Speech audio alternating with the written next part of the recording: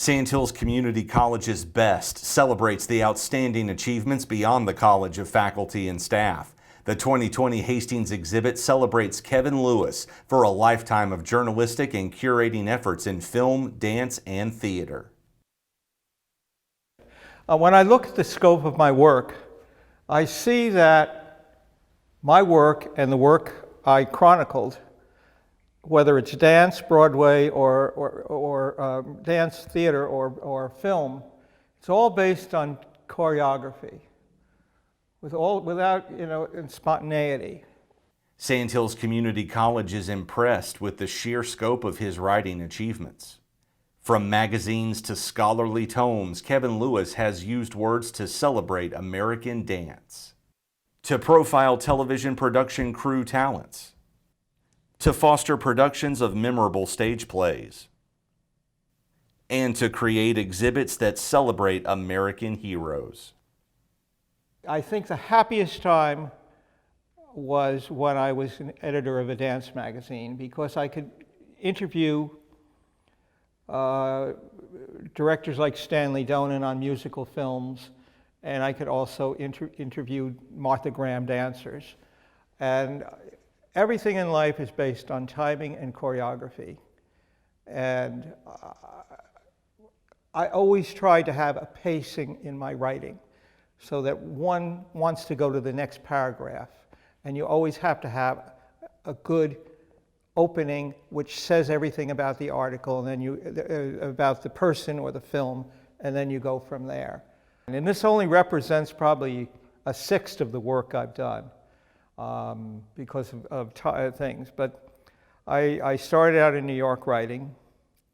I learned how to write from a man named Herman G. Weinberg, who invented the subtitle in foreign films.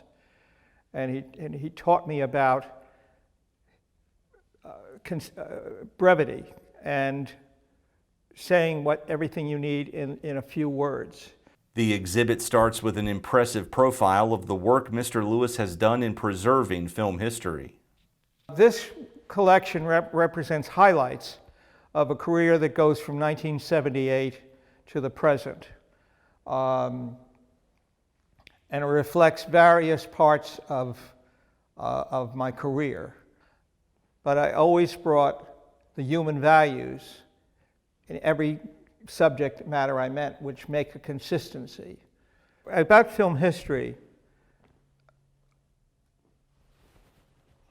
I never really liked doing cribbing from other people. Most of my work in film history was original. I would pick a subject that was not touched on and do on-site interviewing of the people involved in it. And so my film history is based on working methods and technique without secondary sources.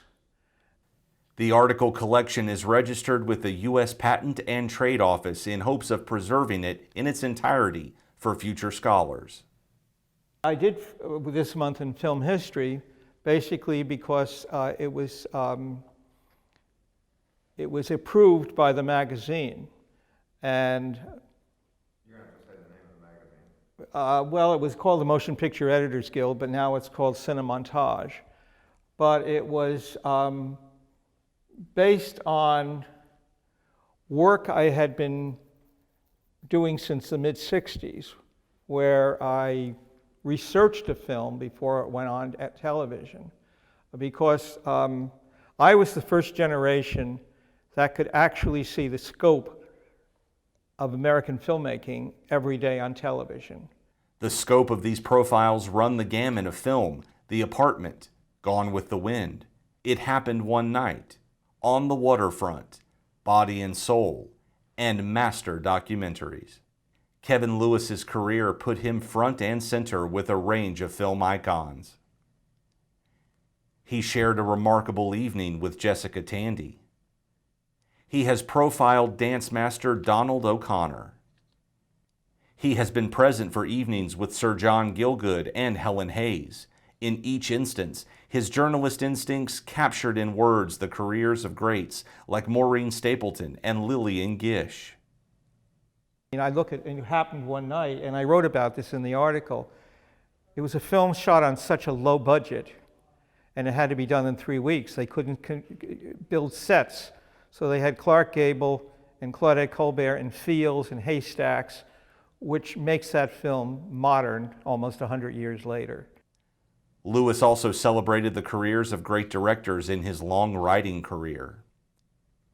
He recalls John Boorman of Deliverance fame as a special experience for a writer. His profile of Sidney Lumet, director of Network, represents a bit of soothsaying as the film's warnings ring true today in an era of hue and cry of fake news. Each Lewis article provides a unique perspective on the director's role in bringing a film to fruition. Lewis's interests and writings spilled into the documentary realm with a series of articles for the International Documentary Association publication, IDA. But it is in Lewis's writings for local media that we see his career take shape. I'm very proud, and I would like to do a book on about the 600 articles or so I did over 8 years on Moore County and Cumberland County. I covered many writers, and I got to know Glenn Rounds and Doris Betts, who are my favorites. Well, he did children's literature, but I covered potters, I covered weavers, I covered musical instrument makers, and I'm very proud that all of those articles stand up. His profiles of Glenn Rounds and his visit to Ava Gardner's home in Smithfield helped to launch a career that set Kevin on a path to film writing legend.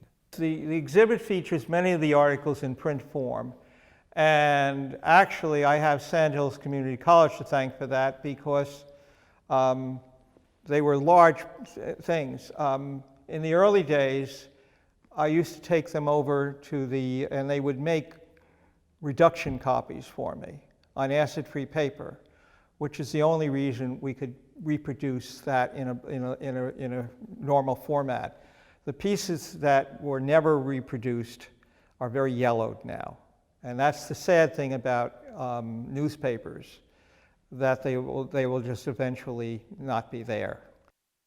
The Hastings Exhibit offers local film aficionados to see what the printed word has done to preserve the unique contributions of thousands of artists, directors, cinematographers, and screenwriters.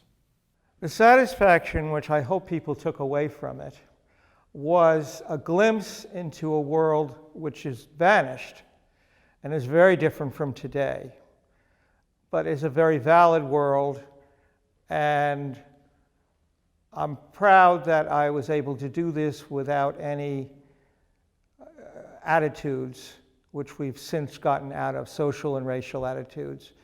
It actually is a very humane looking exhibit which is bursting with life.